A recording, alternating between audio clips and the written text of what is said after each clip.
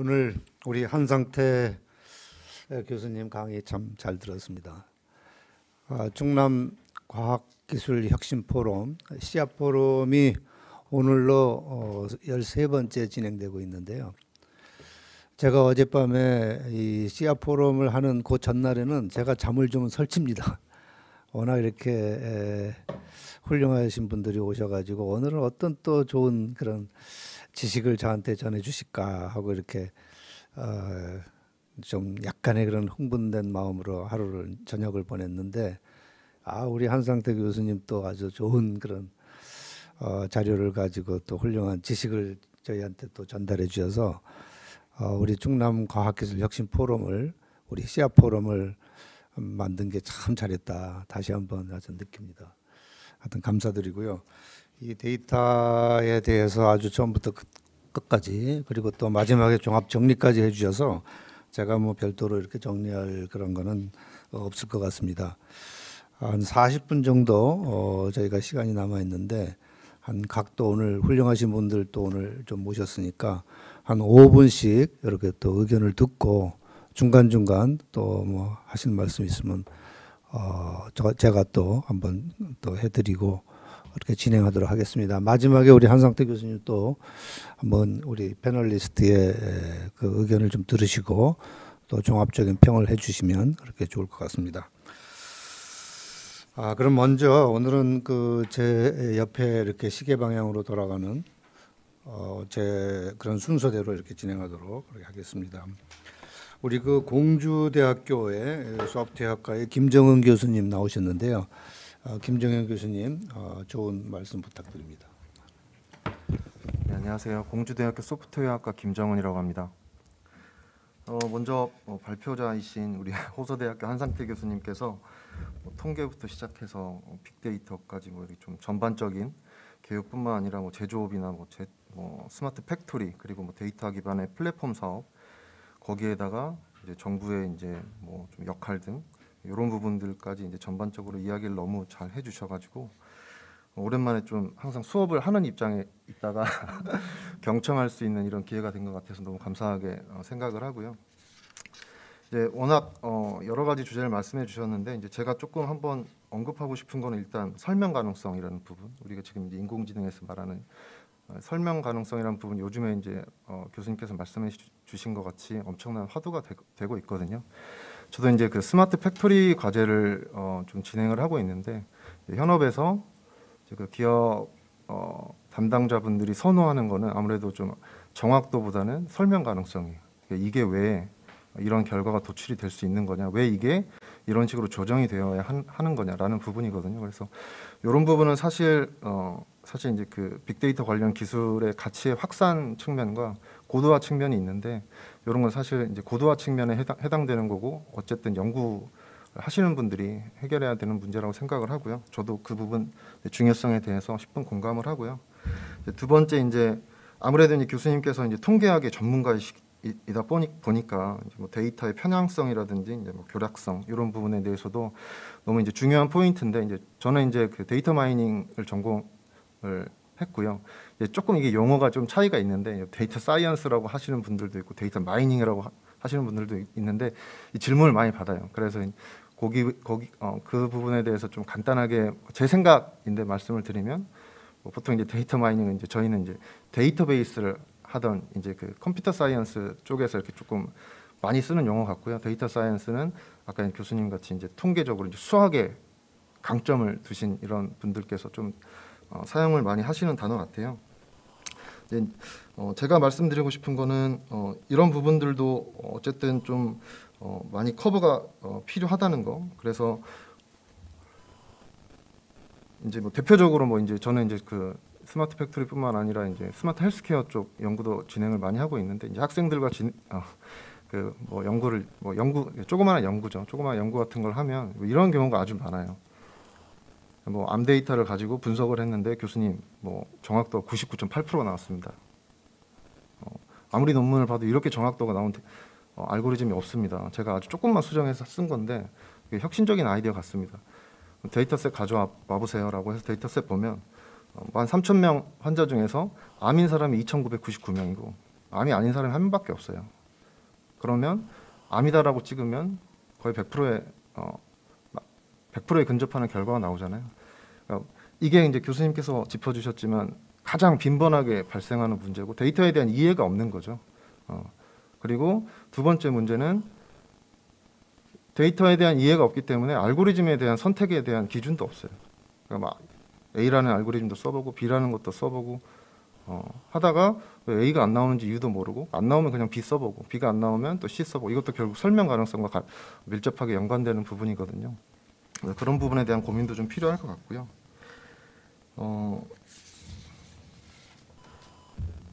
그리고 이제 아무래도 이제 여기 김범수 과장님도 오셔가지고 제가 이제 스마트 팩토리를 충남도와 중기부와 같이 그리고 이제 충남 테크노파크와 같이 하고 있다 보니까 조금 이제 말씀드리고 싶은 부분이 있었는데 사실 아까 나온 이야기와도 이제 일맥상통하거든요.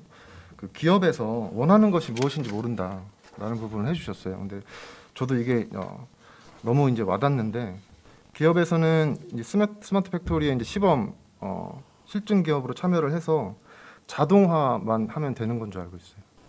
그리고 보통 이제 일반적인 스마트 팩토리 구축 사업에 들어가도 스마트 팩토리는 공장 자동화다라고 조금 생각을 하시는 분들이 많은데 사실 그렇진 않거든요. 공장 자동화는 가장 기본이 되는 인프라를 구축해야 되는 부분이고 거기에 추가적으로 유연성이라든지 지능이라든지 아까 말씀하신 스마트라는 부분이 추가가 돼야 되는데 이런 부분에 대한 조금 인식이나 이런 노력이 조금은 미흡한 게 아니냐라는 생각이 들고 있습니다.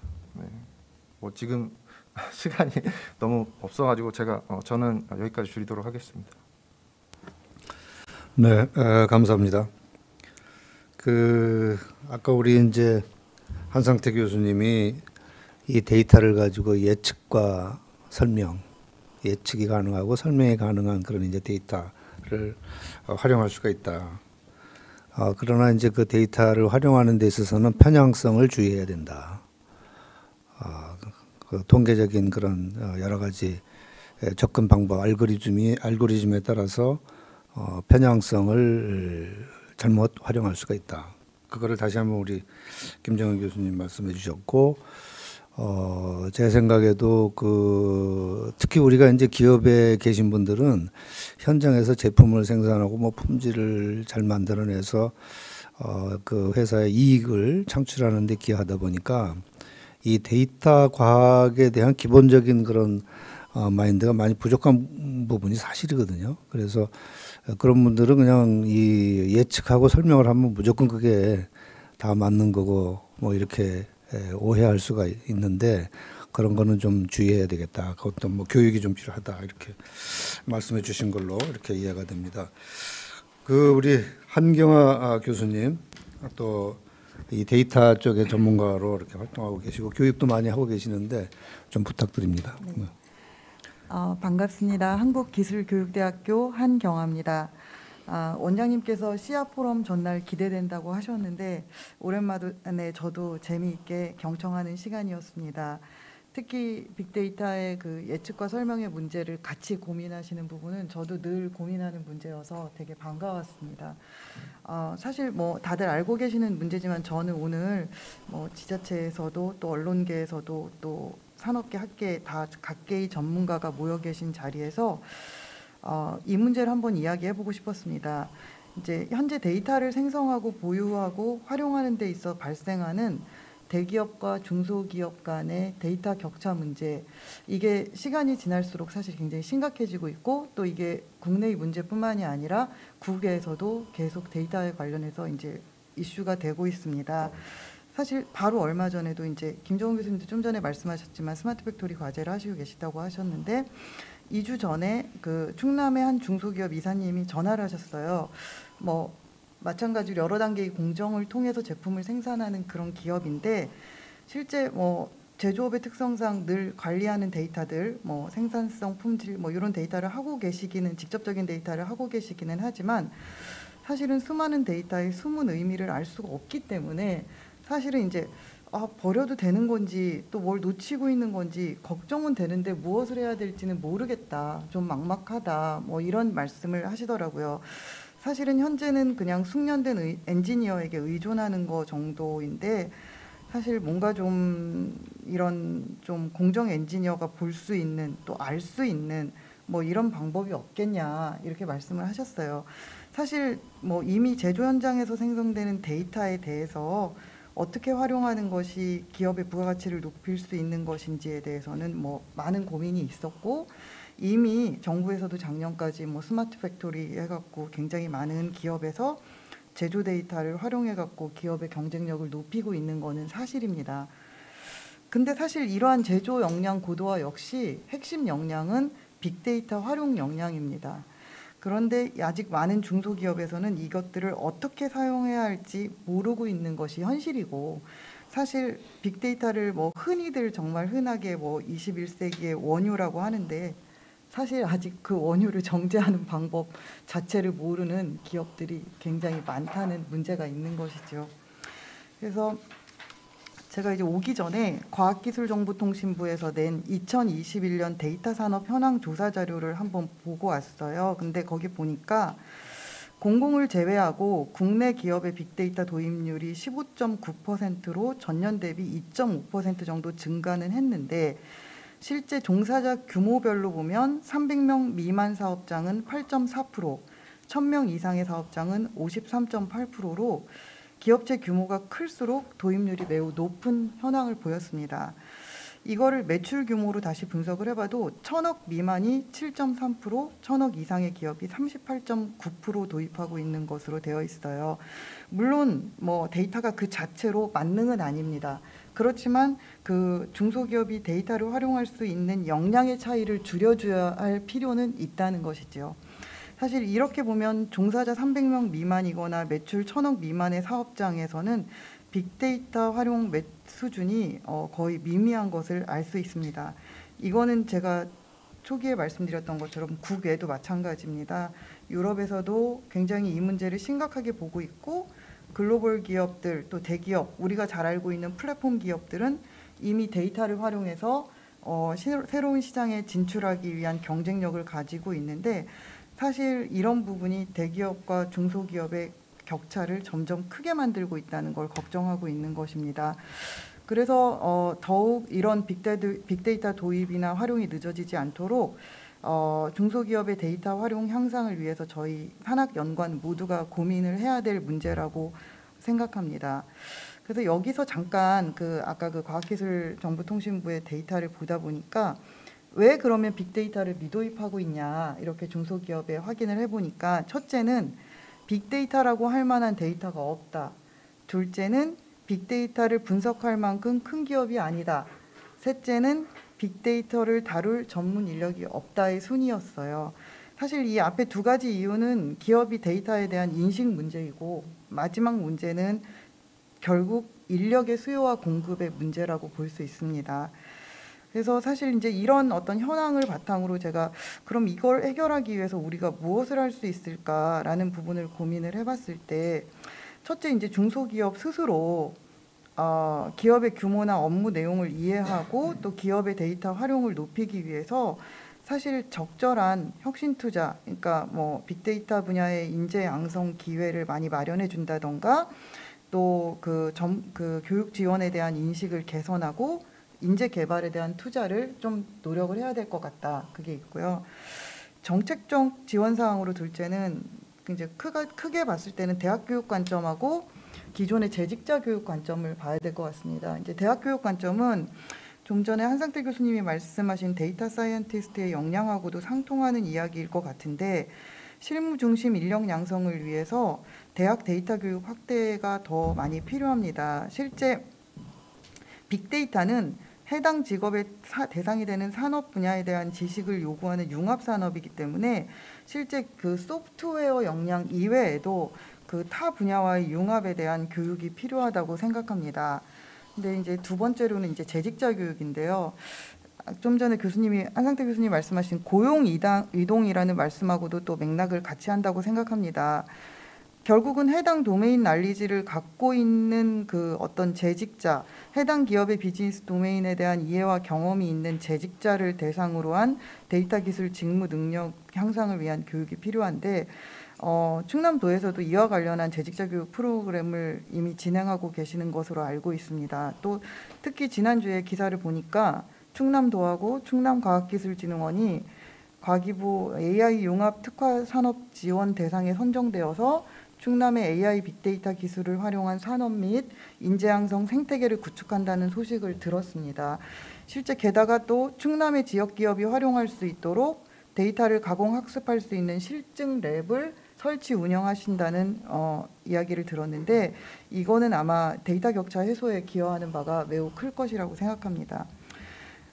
셋째, 학연 전문가들은 데이터 전문 인력의 충분한 공급을 위해 필요한 데이터 기술에 대한 정의, 또 수요와 공급 격차의 현황과 전망, 그리고 해당 격차를 줄여나가기 위한 방안에 대한 연구를 통해서 정책 수립 및 기업을 지원해야 된다고 생각합니다. 결론적으로 데이터 경제 시대에 데이터 생태계가 형성되고 또 우리 이렇게 산업이 발전되려면 결국은 기업 간 데이터 격차 문제가 해소되어야 한다라는 데에서 공감대를 갖고 싶었고요. 이를 바탕으로 어떤 중소기업의 데이터 활용에 대한 인식과 데이터 전문 인력 양성 또 공급 뭐 이런 부분의 열쇠가 다 이제 해결이 돼서 충남 산업의 어떤 혁신과 또 매출 증대로 이어지기를 바라봅니다. 이상입니다. 네. 우리 한경아 교수님 아주 그 기업 간 데이터 격차가 있다. 굉장히 좋은 말씀하셨는데 대기업과 중소기업 간의 데이터 활용 능력이 있어야 되는데 그 격차를 우리가 줄여줘야 된다. 이 문제는 뭐 국내와 국외가 비슷하다. 아주 그런 얘기까지 해주셨고, 그런데 이거를 해결하기 위한 어떤 방법이 있는가? 그 정책적인 제안까지도 몇 가지를 제시해 주셨는데 인력 양성, 인재 개발 확대가 필요하다. 또 융합 능력을 갖고 있는 그런 데이터 프로페셔널이 이제 그런 능력이니까 거기에 대한 어떤 이해 능력과 경험을 갖추게 해야 된다. 또 정책적으로는 데이터 생태계가 그런 생태계가 이루어질 수 있도록 뒷받침을 해야 된다. 아주 마지막 제안까지도 좋은 의견 해주셔서 감사드립니다. 다음에는 우리 저도 또 우리 이재용 대표님의 또 의견이 굉장히 궁금한데요. 우리 이재용 대표님은 정부에서 또 우리 공무원으로도 활동하고 계셨다가 우리 삼성의 또 대기업에 또 가셔서 데이터 관리 또 임원으로서 활동도 하시다가 최근에 이 바이브 컴퍼니라는 회사를 또 세워서 데이터를 가지고 사업을 하고 계시는 우리 대표님이십니다. 굉장히 의견이 궁금한데 한번 우리 말씀 부탁드립니다. 네, 감사합니다. 바이브 컴퍼니의 이재용이라고 합니다. 두 가지 측면에서 말씀을 한번 좀 드리고 싶은데요. 그러니까 이제 제 개인적인 경험으로 봐서 어떤 빅데이터의 활용, 분석이라는 관점에서 봤을 때의 유용성에 대한 말씀을 하나 드리고 싶은데요. 사실 스몰 데이터가 전통적인 이제 통계 분석의 방법이라고 치고 이제 빅데이터 분석하고 구분을 좀 말씀을 해주셨는데 제가 현장에서 빅데이터를 분석할 때 가장 유용하고 또 설명하기 좋았던 것은 이런 점이라고 생각합니다. 이게 이제 아까 데이터의 편향성이나 이 대표성에 대한 얘기를 사실 많이 한 건데요. 이것만 클리어하다면 굉장히 편했다. 이게 무슨 얘기냐면 제가 뭐 삼성전자에 있었다는 말씀을 주셨기 때문에 갤럭시 스마트폰에서 사용자들이 무엇을 클릭하는지에 대한 로그를 수집해서 사용자들이 어떤 기능을 많이 쓰고 어떤 순서로 사용하고 하는 것들을 분석한다. 아주 기본적인 기능인데 전에는 그걸 어떻게 해야 되냐면 설문조사를 하든가 아니면 패널을 구성해서 뭐 100명이면 100명, 1000명이면 1000명한테 프로그램을 심어서 그 사람들 물론 동의 받아서 수집해서 분석을 하는데 이것들은 다 조사 설계가 굉장히 중요합니다. 예를 들어 카메라를 많이 쓰는 사람들이 뭘 많이 하는지를 알려면 그거를 다 미리 설계해서 그에 맞는 패널을 뽑아서 하고 다음에 다른 퀘션이 나오면 또 다른 설계를 해야 되고 근데 이제 빅데이터를 도입하고 나서 좋아진 것은 그런 패널을 설정할 필요 없이 로그를 분석해서 만약에 이런 궁금증이 생기면 그 각도에서 분석하고 이런 궁금증이 생기면 그 각도에서 분석하고 하는 것들이 가능해졌다. 그럼 대표성은 어떻게 하느냐? 1억 대 폰을 스마트폰을 팔면 그중에 5천만 대에서 7천만 대에서 로그가 수집된다면 저희는 대표성을 고민할 필요가 없다고 생각한 거거든요. 전체 모수의 7, 80% 많을 때는 그런 데이터에서 수집되는 로 데이터를 가지고 필요한 조합을 해서 분석을 하는 것은 굉장히 뭐 강력한 툴이었어요. 그래서 이게 이제 데이터의 그 편향성에 대한 걱정을 덜 해도 되는 분야가 있다면 대표성이라든가 이런 부분들 없이 굉장히 이런 분석이 효과적인 영역이 있었다. 그리고 여기 아까 고용이동이란 말이 저도 참 만드신 말 같은데 좋다고 생각된 게 이런 분석이라고 할 때는 데이터 사이언티스트, 엔지니어의 관점에서만 중요한 게 아니라 기존의 그 비즈니스를 하는 사람들이 같이 참여해서 분석하는 것이 필수적이었기 때문에 그런 면에서는 기존 비즈니스를 하는 사람들의 데이터 쪽으로의 이동 이게 뭐 현장에서 이미 일어나고 있는 일이다라는 말씀을 좀 드리고 싶습니다. 그래서 제 경험에서 빅데이터 분석이라고 하는 게 그런 장점이 있다라는 말씀을 드리고 다만 이제 제가 나와서 데이터 분석 서비스를 하는 기업의 입장에서 보면 이제 특히 공공 부분에 있어서 제가 평소에 안타깝게 생각하는 것은 보통 이런 데이터 분석이라고 하는 게 상시 오퍼레이션 되는 상시 돌아가는 업무여야 된다고 생각을 해요. 통을 만들어 놓고 그 데이터들을 항상 들여다보고 이 각도에서도 보고 뭐 질문이 들어오면 어떤 질문이 들어올지 모르지만 그걸 또 한번 탐색해보고 이거는 뭐 데이터가 없어 이렇게 돼야 되는데 현재 많은 기업도 그렇고 공공기관도 그렇고 과제가 어떤 식으로 진행되냐면 10개의 과제를 선정하고 그 과제를 할 사업자를 뽑고 1년이면 1년 기간을 정해서 들어와서 프로젝트를 하고 이걸 하려면 이 데이터가 필요해요. 그럼 그 수집하는 것부터 시작하고 그다음 그 과제를 분석하고 근데 사실 그렇게 하기보다는 그 과제를 분석했을 때 그것이 답이 나온다는 전제가 있다는 것 자체가 사실 이상한 거거든요.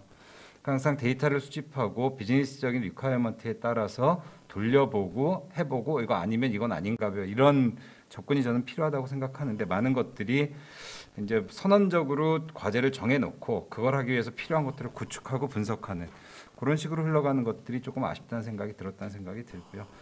짧게 마무리로 하나 말씀드리고 싶은 건 이제 설명력과 예측력에 대한 말씀을 많이 나누셨는데요. 저는 이제 좀 거꾸로 설명력이 그렇게 중요한가라는 생각을 하는 쪽에 가깝습니다. 그러니까 우리가 빅데이터라고 하는 것이 뭐 옛날에 뭐 AI 그러니까 빅데이터가 결국 AI로 발전하고 있는 뭐 단초가 된다라고 생각하는데 그런 알고리즘이 나온 지 오래됐어도 빅데이터 기술이나 클라우드 기술이 생기면서 이제 이게 다시 각광을 받듯이 앞으로는 사실 빅데이터 분석이라는 것은 과거 회귀적인 느낌이 있다고 생각해요. 과거 데이터를 분석하고 우리가 아무리 프리딕션이라는 말을 썼지만 사실 현장에서도 체감하기 별로 쉽지 않았다. 프리딕션이라고 하는 것이. 근데 AI로 더 발전하면서 그것들이 그러니까 모델이라는 게 전통적인 분석 방법의 모델이 아니라 알고리즘에 기반한 모델이 되고 이것들이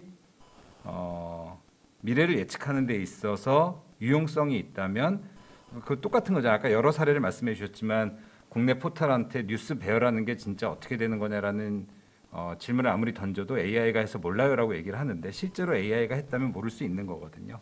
그러니까 그 메커니즘을 이해한다면 유용하다면 설명은 요구하지 않을 수도 있다. 뭐 분야에 따라 다를 수는 있겠지만 그렇지만 유용하다는 걸 어떻게 얘기를 할 거냐라는 측면이 저는 과거에 우리가 빅데이터 분석을 했더니 이래요라고 얘기하는 것은 전통적인 통계 방법론을 빅데이터를 이용한 분석 방법으로 바꾼 것뿐인데 제가 요새 이제 주로 많이 보는 건 이제 디지털 트윈 개념을 생각을 많이 하고 있습니다. 디지털 트윈이라고 하는 것이 빅데이터에 기반해서 모든 변수를 클로너해가지고 디지털상에 구축해놓고 그 변수들을 돌려서 만약에 이 변수를 이렇게 바꾼다면 결과가 어떻게 나올까를 예측하는 방법이기 때문에 결국은 저는 빅데이터 분석이라고 하는 게 설명보다는 물론 이제 현장에서 많은 분들이 요구하겠지만 설명보다는 유용성이 중요하고 그 유용성은 결국 여러 분야 뭐 CT가 됐든 제조가 됐든 디지털 트윈이라는 관점에서 활용도가 더 높아지지 않을까라는 생각을 좀 하고 있습니다. 그런 시각에서 한번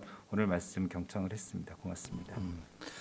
우리 이재용 대표님께 제가 좀 질문했는데요. 이게 이제 오늘 토픽이 그 빅데이터와 산업 연계잖아요. 저도 이제 아침에 이렇게 나와서 이제 네이버를 서치해 보니까 우리 국내 데이터 시장을 한 20조 원 이렇게 보더라고요.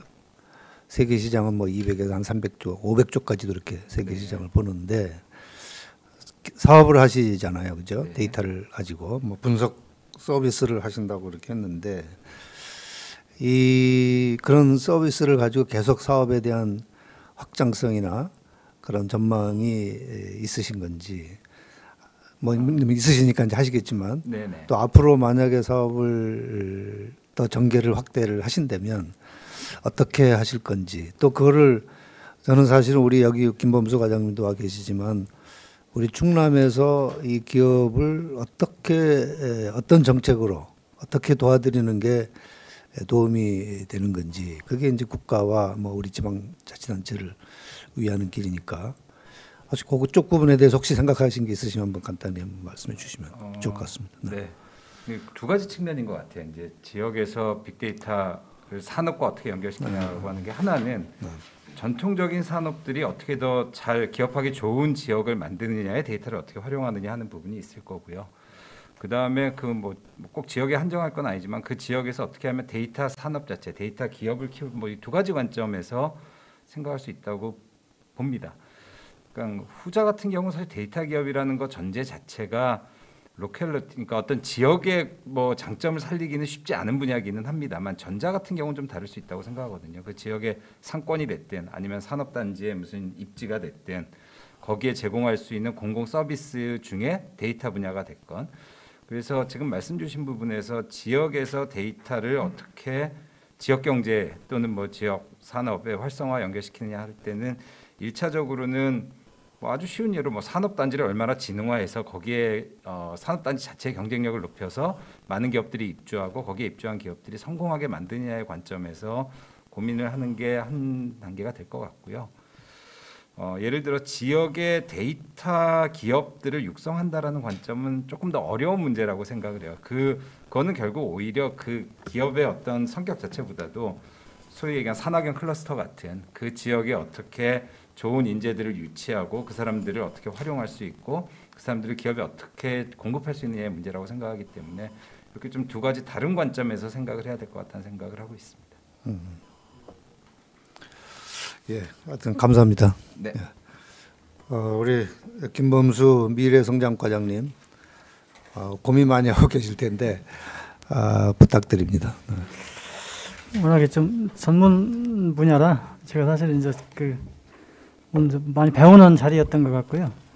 아무튼 이제 뭐 세상이 이제 이렇게 변해 간다고 하는데 아까 말씀드렸듯이 이제 저희는 이제 산업적인 측면을 저희는 보는 거거든요. 일반적으로 이제 빅데이터를 보통을 보면 활용 측면을 많이 강조하는데 저희는 이것이 앞으로 그 4차 산업혁명에서 데이터 산업이라는 것이 어떤 중요하다.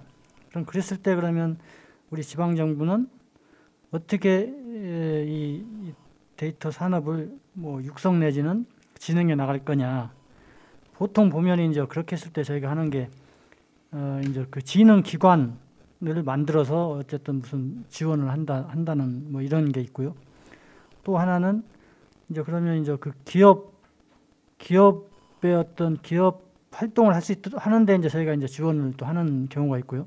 방금 우리 사장님도 계시지만 그러면 이제 활동을 지원할 때 보면 뭐 전용 산단을 만든다든지 전용 무슨 입주를 할 수 있는 데를 만든다든지 그러니까 그런 게 대부분 보면 이제 지식 산업센터나 이제 이런 게 되겠죠. 이제 그런 공간을 뭐 제공을 한다든지 아니면 무슨 뭐 R&D나 아니면 무슨 자금의 이런 데이터 산업은 다른 거와 다르게 뭐 R&D를 지원해야 된다든지 아니면 자금을 지원해야 된다. 그러면 이제 거기에 따른 뭐 기금을 만든다든지 뭐 이제 뭘 한다든지 이제 좀 그런 게 되거든요. 이제 그런 측면으로 보통 저희가 이제 생각을 하거든요. 그런데 이 데이터 산업은 이제 그런 게 잘 매칭이 안 되더라는 거죠. 다 중요성도 알고 어떻게 해야 되는 것도 알고 다 아는데 그래서 저는 이제 만약에 좀 오늘은 전체적인 이제 이런 기반 지식이라든가 이렇게 좀 폭넓은 데이터 산업에 대해서 이제 이해를 했다 그러면 과연 이걸 앞으로 그러면 가져간다 그러면 또 제도적인 기반이 필요하다 그러면 이제 저희가 조례를 만든다든가 뭐를 해서 이 데이터 산업이라는 것을 이제 육성할 수 있는 뭐 토대를 만든다든지 하여튼 저희가 할 수 있는 보통의 그 행정적인 영역에서 하는 거는 그런 거거든요. 그럼 이제 보통 아까 말씀하신 이제 중소기업 데이터 격차 문제가 생긴다.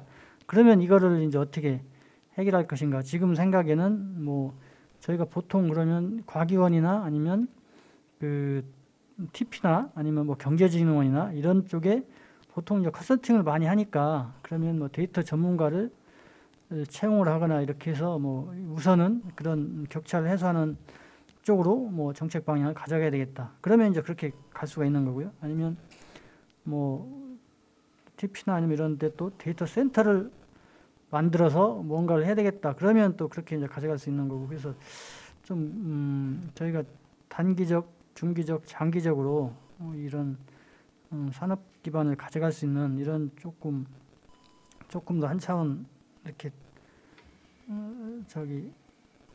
나아갈 수 있는 방금 말씀하신 산학연 클러스터가 중요하다. 그러면 이제 또 저희가 이제 산학연 클러스터를 어떻게 만들 것인지 그렇게 해서 좀 이게 손에 안 잡히는 이런 데이터 산업을 좀 약간 손에 잡히면서 또 지방 정부에서 이게 뭐 리드는 안 하더라도 그리고 그러면서 또 저희가 좀 생각하는 게 저희의 그 지역의 중심성 좀 이런 4차 산업을 하면서는 좀 지역의 중심성도 중요하지 않은가. 왜냐하면 이제 특히 천안 아산 지역에 보면은 이제 대학도 많고 또 수도권과 인접해 있고 또 저희가 이제 뭐 다른 호남이나 또 이런 영남에서의 접근성도 또 중간적인 접근성도 좋고 그랬을 때 저희가 어떤 데이터 산업의 뭐 허브까지는 아니지만 중간 어떤 기착 지역 내지는 뭐 중간역 역할을 할 수 있는 그런 방법은 없을까 뭐 그런 식으로 좀 뭐 죄송하지만 좀 이제 보통 이제 공무원들이 뭔가 이렇게 좀 정확한 그러니까 손에 잡히는 이런 정책들을 좀 제시를 해줘야지 그나마 좀 따라가는 분야인데 특히 이렇게 앞으로 그 미래 산업 분야일수록 그런 게 더 어렵기 때문에 이런 부분들을 좀 우리 과기원에서 좀 더 정리를 해서 저희한테 한번 제안을 해주시면 잘 아시겠지만 이게 이제 또 아무리 의지가 있고 이러더라도 이게 예산하고 연계가 안 되면 아무 떨어지잖아요. 그러려고 그러면 그럼 데이터 산업이라고 하는 꼭지를 가지고 내년부터 구체적인 사업들을 뭐 작은 사업이면 작은 대로 크면 큰 대로 예산을 확보해서 이렇게 실질적으로 좀 이렇게 산업을 진흥하거나 육성하는 그런 계기를 마련해 줄 수 있게 그게 이제 이 포럼이 됐으면 좋겠고요. 만약에 이제 이번 포럼을 통해서 그게 좀 부족했다 그러면 하반기에 한 번 정도는 더 뭘 한다든가 그렇게 해서 조금 더 구체화된 정책 방향을 좀 저희한테 제시해주면 저희가 그거를 충분히 받아서 아까 말씀드렸듯이 필요하면 뭐 관련 제도적인 조례나 이런 거를 만들고 안 그러면 뭐 내년에는 뭐 시범 사업을 한다든가 아니면 뭐를 해서 좀 구체화를 해나갈 수 있게 그렇게 도와주시면 좋을 것 같다는 생각을 해봅니다. 하여튼 오늘 너무 전문 분야하고 또 앞으로 또 미래 산업에서 가장 중요한 분야긴 한데 제가 조금 이거에 대한 많은 지식이나 이런 게 부족해서 좀 구체적인 말씀을 못 드리는 부분이 좀 아쉽기는 합니다. 네, 감사합니다. 전문 분야라 많이 지식이 부족하다 그러셨는데 많이 알고 계신 것 같은데요. 어쨌든 우리 데이터 산업을 더 키우려면 진흥기관을 설립을 해서 뭐 끌어가는 방법도 있고 두 번째는 그쪽에 활동하고 계시는 그런 관련 기업에는 이런 공급기업과 수요기업이 있는데 이 공급기업과 수요기업을 지원할 수 있는 방법도 한번 고민하고 계시는 것 같고 그다음에 이제 인력과 또 어떤 그 기업이 필요한 어떤 R&D 자금도 필요하면 지원할 수도 있고 이런 전반적인 거를 좀 고민하고 계시고 갖고 계시고 이 데이터 시대에 맞는 그런 정책을 계속 지원해 주시고 뭐 열심히 이렇게 잘 파악을 하셔서 뭔가 만들었으면 좋겠다라는 아주 귀한 그런 말씀을 해주셔서 하여튼 감사드립니다. 계속해서 이 뭐 데이터 산업이라는 게 계속 변하고 또 미래에 대한 그런 산업인 것만은 확실한 것 같습니다. 오늘 저도 들어보니까 그런 것 같습니다. 우리 저 이제 김정규 본부장님, 우리 대전일보는 저희 과학기술진흥원과 같이 공동으로 씨앗 포럼을 운영하고 있습니다. 그래서 매번 이렇게 도와주시고 참석해 주시는데 또 한번 말씀해 주시죠. 예, 이 자리 만들어 주셔서 감사드리고요. 지금 끝으로 발표하니까 좋은 점이 있네요. 그 궁금했던 것들이 있었는데 답변까지 다 사실은 듣게 됐습니다. 저희가 이번에 이제 천안 스타트업 파크에 이제 협력 기관으로 입주하게 됐습니다. 예, 근데 아까 사실 궁금했던 거는 다 말씀하셨던 부분인데 이제 정부의 불균형, 특히 이제 스타트업들이 빅데이터에 얘기만 들었지 실제로 그걸 어떻게 접근하고 어떻게 활용하는지에 대해서 사실 그거에 대한 조언과 좀 정책 관련해서도 이렇게 좀 말씀을 좀 드리고 싶었습니다. 그런데 어느 정도 좀 해소를 해주셨고 사실 더 구체적인 게 있으면 그걸 또 말씀해 주시면 또 저희가 지면을 통해서든 어떻게 최대한 또 반영도 하고 또 그분들 스타트업 하시는 분들 또 정책 같이 하시는 분들에게 정보를 전달하고 같이 활용할 수 있는 방법을 저희도 같이 모색 좀 해보겠습니다. 저 그- 뭐 한 가지만 네, 여쭤봐도 네, 네. 되나요? 예. 김범수 과장님께서 아까 말씀하실 때 이제 조금 더 이제 구체성 있는 뭔가를 잡고 싶으신 그런 느낌을 제가 받았어요. 그런데 이제 하나 그러기 전에 먼저 여쭈고 싶은 게 아까 이재용 대표님도 말씀하셨지만 충남도는 일단 기존 우리가 갖고 있는 산업이나 이런 것들의 어떤 빅데이터 활용을 1번이라고 보고 2번은 아까 말씀하신 것처럼 새로운 어떤 데이터 기업들, 역량 있는 데이터 기업을 키우는 걸 2번으로 본다고 했을 때 어떤 포커스를 어떤 단계로 가져가시려고 생각하고 계신지 좀 그게 궁금합니다. 그러니까 이제 제가 그걸 알고 싶은 거거든요. 그렇죠. 사실은. 예, 그렇지. 그게 이제 어떤 근거로 그 정책을 세워야 할지를 고민하고 계십니다. 그러니까 이제 그 정책이라는 게 항상 우선순위가 있잖아요. 그러면 충남은 데이터 산업에 있어서 이런 순서로 가야 된다.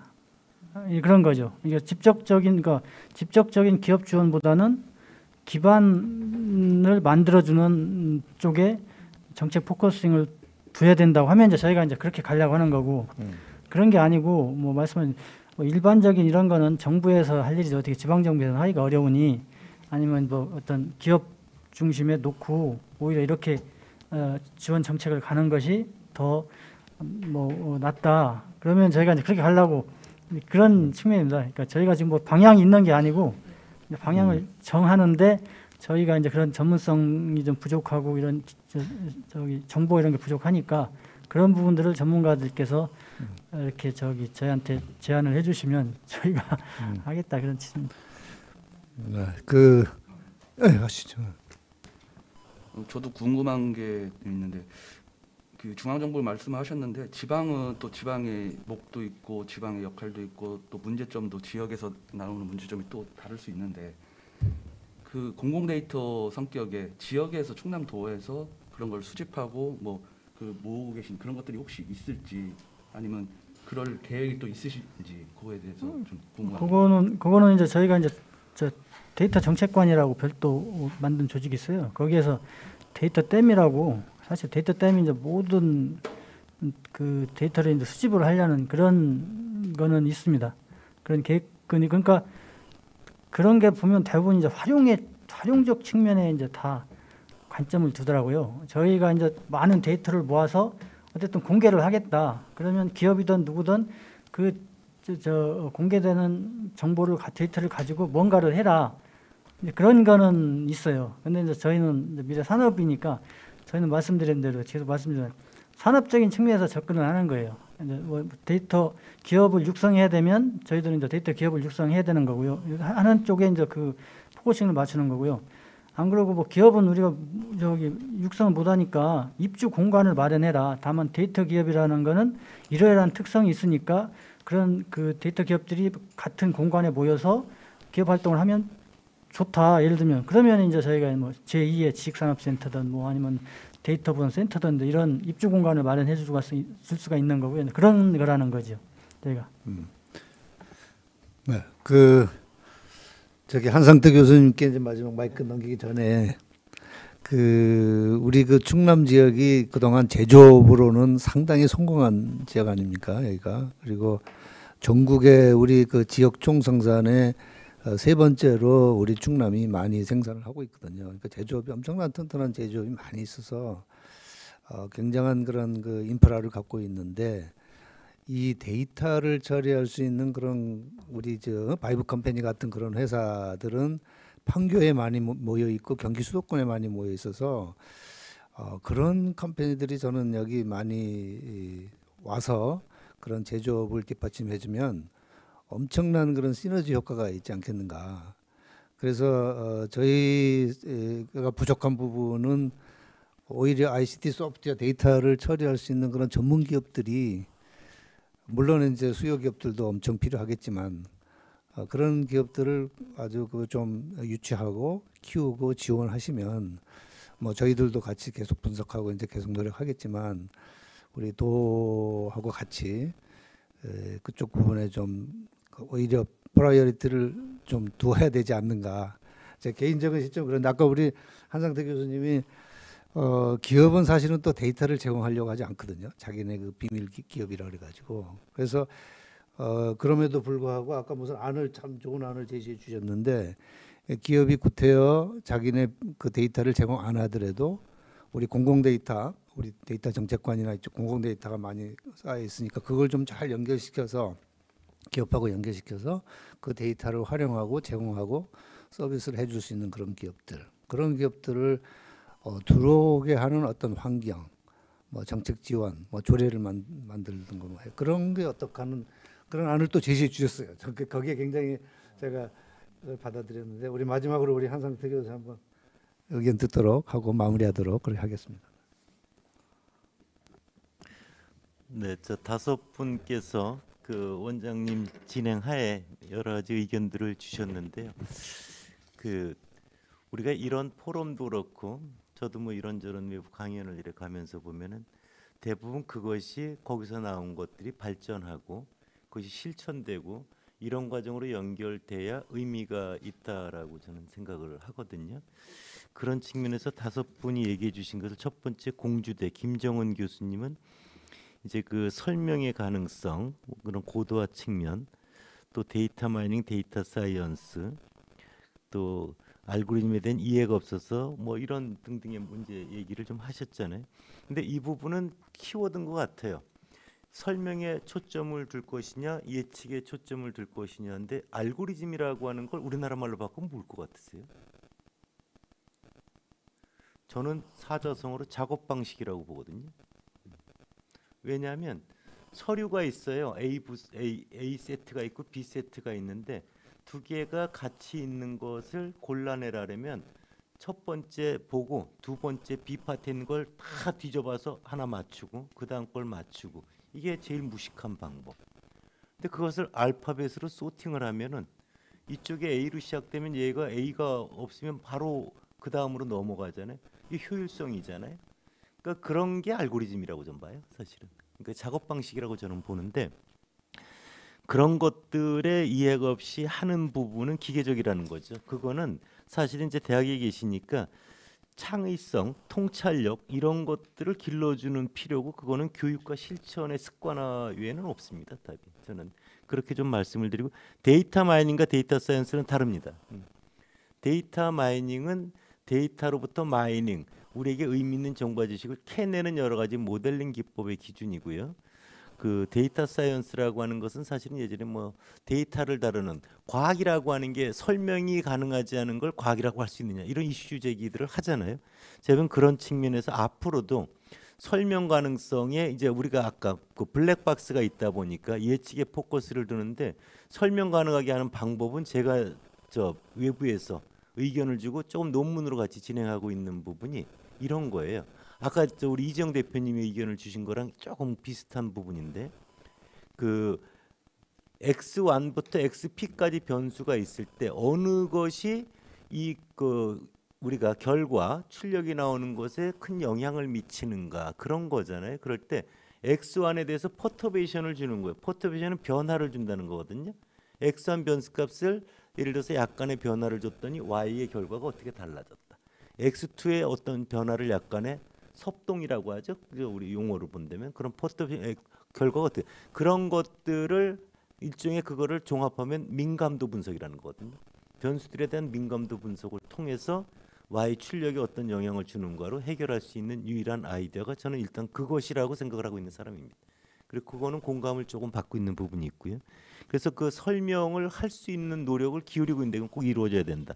그다음 두 번째, 한경화 교수님도 비슷한 설명 예측의 문제, 또 데이터 격차 문제, 중소기업 데이터의 활용 고민. 근데 그 사실은 그래서 앞서 제가 이런 말씀을 좀 드린 거거든요. 그 격차의 데이터 격차 문제는 우리가 공유할 수 있는 데이터가 얼마나 있느냐 거거든요. 그 데이터라고 하는 것은 어쨌든 그 공유에서 왜냐하면 이게 되게 달라요. 회사도 우리가 가지고 있는 게 작다라는 개념을 이제 갖고 있는 건데 그 작다라는 개념이 잘 정리가 되어 있지 않아서 작을 수도 있고요. 그 데이터가 꼭 많아야만 되는 것도 아니에요. 우리한테 필요한 부분만 있으면 되는 거 아니겠어요? 그래서 국가 도에서 공유할 수 있는 부분을 정확히 좀 알려주실 필요가 있고 그런 기업은 100대 기업 거기서 우리가 굉장히 효율적인 이런 성과를 보이고 확산을 하면 나머지 기업들이 우리가 어떤 것들이 영화가 재밌다라면은 나도 봐야 되겠나라는 것을 찾아오게 만드는 게 핵심이거든요. 그래서 제가 일단은 100대 기업 그 다음에는 좀 더 늘려나가면 그런 관점에서 이런 것들에 대한 이제 효과성을 보여주면서 그런 작은 기업들도 우리 데이터를 제공하라는 의미가 아니라 우리가 가지고 있는 건 무엇이고 우리가 같이 인테그레이션 할 수 있는 데이터들은 무엇이고 그걸 통해서 주제를 잡는 게 되게 중요해요. 우리 회사에서 제일 해결해야 될 문제가 뭐냐 1, 2, 3 이걸 최소한 5개씩만 뽑아가지고 100대 기업을 리스트업을 보면요 우선순위가 바로 나올 거라고 좀 보여요. 그래서 어떤 문제부터 해결을 하면은 이 산업과 연계의 문제가 우리가 가능해지겠는가 그런 생각이 들거든요. 뭐 도 입장에서 보면 체납 문제 뭐 이렇게 중요하다. 또는 교통 트래픽의 문제 이런 게 중요하다. 이런 이슈를 도출할 수 있듯이 기업 입장에서 그런 게 필요한 거죠. 회사마다 다르니까. 그래서 그런 것들을 제가 보기에는 좀 전문조사 기관에서 밀도 있는 심층 인터뷰를 통해서 뽑아내는 부분. 그래서 이 도에 있는 기업들은 어떤 것이 실제 자기네들이 봉착하고 있는 문제인가. 그것을 우리가 가지고 있는 데이터들은 이런 것들이 있다. 근데 그걸 어떻게 우리가 할 수 있는지 그래서 산업이 발전할 수 있는지 우리 회사가 발전 이것을 우리는 찾아낼 수가 없어서 전문가가 없어서 이렇게 이제 핑계될 문제는 아닌 것 같고요. 그래가지고 발전이 없으니까. 그래서 그런 회사의 요구사항을 파악해서 확대해야 된다는 것 그리고 기업이 있으면 모두 다 해결하려고 하면 그 답이 없어요. 그래서 그런 것들은 자발적으로 우리가 기업들이 해결되는 효과성을 보이면서 찾아오게 하는 그래서 이거 실질적으로 우리한테 도움이 됐구나 하는 문제가 중요한 것 같고 이재용 대표님 세 번째 의견은 현장 경험 기준 가서 의견 저도 그런 기업에 여러 가지를 직접 PM을 해봤어요. 그래서 저도 조금은 경험이 있는데 제가 보기에는 그 굉장히 이제 또 현실에 맞는 의견들을 사실은 주셨어요. 근데 그 앞서 얘기했던 것 중에서 특히 그 삼성에서 말씀하셨던 웹로고 분석, 이제 클릭뷰 이런 문제 얘기와 설문지 패널의 두 가지를 비교를 해서 그 말씀인데 제 초점은 이런 거거든요. 우리가 1억 중에 7천만 정도를 하면은 대표성을 확보했다. 그 대표성이라는 건 그냥 우리가 7천만이라는 거지 1,000만이라고 하는 것 우리가 국을 끓이잖아요. 그러면은 이렇게 양념하고 어떻게 하십니까?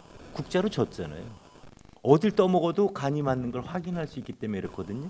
그래서 그거는 그런 시각으로 보는 거는 반드시 옳은 것만은 아니라고 봅니다. 뭐냐면 제가 얘기하는 건 1억 중에 여러 가지 과학적으로 디자인을 해서 그 1,000만을 잘 대표할 수 있는 그 예를 들어서 그 서울시 같은 경우에요. 해외 여행객 뭐 이런 거를 할 때 이제 인테그레이션 해가지고 실질적으로 하고 있는 부분이 있는데 놀랍게도 사실은요. 서울시 500만쯤 되잖아요. 그거를 과학적으로 샘플링하면 400샘플을 뽑으면요. 그거 효과성을 갖게 만들어요. 그것은 입증까지 돼 있어요. 논문으로도 나와 있고. 그래서 그렇게 바라보는 것보다는 그 300만이라고 하는 것이 전체에서 꼭 필요한 부분의 일정 부분인데 그것이 제외된 것인가라는 그래서 대표성의 문제는 재현이 되는가를 확인하는 부분이 굉장히 키워드라고 하는 의견을 제가 좀 드리고 싶고요. 그리고 그 현업에 있어서 저도 그래요. 현업에 있는 분들하고 전문가들의 소통의 문제가 되게 중요하잖아요. 하다 보면은 특히 회사를 하시다 보니까 그런 프로젝트를 하시다 보면 그런 것도 많은데 그래서 그런 것들에 있어서 현업에서 이와 관련되는 인력을 뽑는 것도 쉽지 않고 또 뽑아도 오래 있을지도 모르겠고 그러다 보니까 그런 것들에 있어서 현재 있는 부서에서 그런 쪽에 좀 연관돼 있는 전공을 이렇게 업무를 키워나가면서 고리를 만들어가는 것이 사실은 현실 가능한 문제가 아닐까 하는 생각이 제가 듭니다. 그리고 이 문제인 것 같아요. 설명 예측의 문제도 얘기를 하셨는데 인간지능의 문제인가 인공지능의 문제인가인 것 같아요. 제가 보기엔. 그러니까 제가 보기엔 그것이 구분은 저는 컨트롤 가능한가 아닌가의 문제. AI가 대체하면 사람이 설 자리가 없다. 저희가 수백 톤을 끌어올리는 기기가 있어요. 인간이 못 하잖아요. 근데 기계 그 작동하는 사람이 누구예요? 인간이거든요. 인간이거든요. 그 무거운 거를 옮길 수 있는 즉 인간이 그 기기를 컨트롤할 수 있는가 아닌가 컨트롤할 수 있다고 저는 봐요. 효율적인 측면에서 AI가 담당하는 역할이 있지만 그래서 그런 컨트롤의 문제이기 때문에 인간지능이라고 하는 것이 그걸 컨트롤할 수 있는 바운드리를 갖는 것 그런 것들이 제가 보기엔 필요하지 않을까. 그리고 저는 이건 공감해요.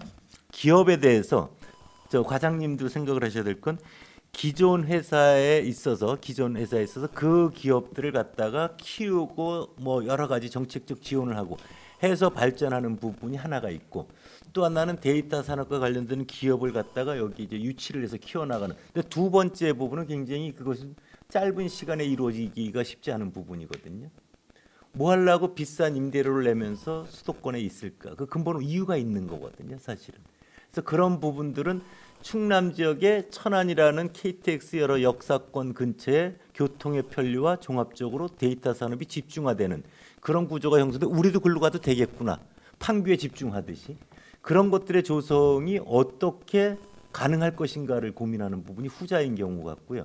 기존에 있는 기업들에 대해서 더 스마트하게 만들어지는 노력을 기울여서 그런 것들이 생태계가 확산되면 그 후자로 넘어가는 것도 좀 더 발전적으로 갈 수 있지 않을까 하는 생각이 듭니다. 과장님은 저는 기대하는 바가 큽니다. 오늘 제가 말씀드리시면서. 그래서 제가 보기엔 미래 성장이라고 하는데 이제 산업적인 산업 데이터, 뭐 육성 지능, 기관 만드는 거, 기업 활동 지원 이런 주로 말씀은 하드웨어적인 부분이고요. 소프트웨어적으로는 제가 앞서 얘기했던 대로 기업을 이제 활성화시키고 그 산업을 성장시키게 하는 것들은 제가 보기엔 그 사람들이 필요한 걸 먼저 파악하는 게 1순위예요. 이유를 불문하고 제가 보기엔. 그 스타디가 먼저 필요한 그걸 보면요. 점점 더 문제가 뭔지를 인식하게 되고 좀 더 구체적으로 방안을 찾아낼 수 있다고 보거든요. 그래서 그런 것들의 데이터 공유적인 측면 그런 것들에 대한 우리가 제공하는 측면 그거 그 기업과 이제 연계 측면 그리고 활용은 또 다른 측면이 있다고 하지만 그게 따로 떨어져서 생각하는 문제는 저는 아니다라고 생각을 하거든요. 그래서 그런 부분에 있어서 앞으로 어떻게 가져가는 조례 만드는 거 거버넌스의 문제 그런 것들이 우선적으로 이루어져야 행재정적 지원이 가능해지니까 제가 보기엔 가능할 거라고 보고요. 특히 예산이 수반이 되니까 그래서 단기, 중기, 장기 그런 것들의 내용들을 어쨌든 리스트업을 하시는 게 제가 보면 필요하지 않을까. 그 대전일보에서 김정규 본부장님은 어쨌든 스타트업들이 빅데이터에 접근하는 그래서 그런 것들을 도에서 지원해 주는 뭘 어떻게 해야 될지 모르는 거거든요. 굉장히 보면. 그 제일 중요한 게 저한테도 이제 관련되는 거 어떤 거 질문할 때요. 질문을 똑바로 하는 게 얼마나 어려운 일인지가 중요하잖아요. 뭘 물어봐야 될지 몰라서 헤매다가 결국은 이야기를 하는 가운데 답을 찾는 경우도 많이 발견하거든요. 그래서 제가 보기에는 저는 이 얘기를 마지막으로 좀 하고 싶습니다. 뭐냐면 큰 것은 결정하는 거다. 제 생각은. 그리고 작은 것은 치밀하게 따져보는 것이다. 라고 생각을 하거든요. 그런 측면에서 제가 보기에는 도에서 큰 문제를 좀 결정을 해주시고 그런 것들을 잘 알리는 게 또한 중요하고 그래서 그것은 대전일보에서 잘 알려주시면 될 것 같고 제가 보기엔 그리고 그 결정된 부분에 대해서 작은 여러 가지의 문제는 전문가들과 협의를 하면서 치밀하게 저희가 조금 따져볼 필요가 있고 그런 것들이 실천이 돼야 변화라는 건 이루어질 수 있다. 그 얘기를 제가 마무리하면서 마치도록 하겠습니다. 네, 한상태 우리 교수님 감사드립니다. 데이터 과학 또 학회장님으로서 또 종합적인 결론까지 이렇게 내주셔서 마지막으로 감사드리고 우리 제13회 충남 과학기술 혁신 포럼 시아 포럼을 마치도록 하겠습니다. 우리 참석해 주신 모든 분들께 감사드리고 또 유튜브로 시청하신 분들께도 감사드립니다. 고맙습니다.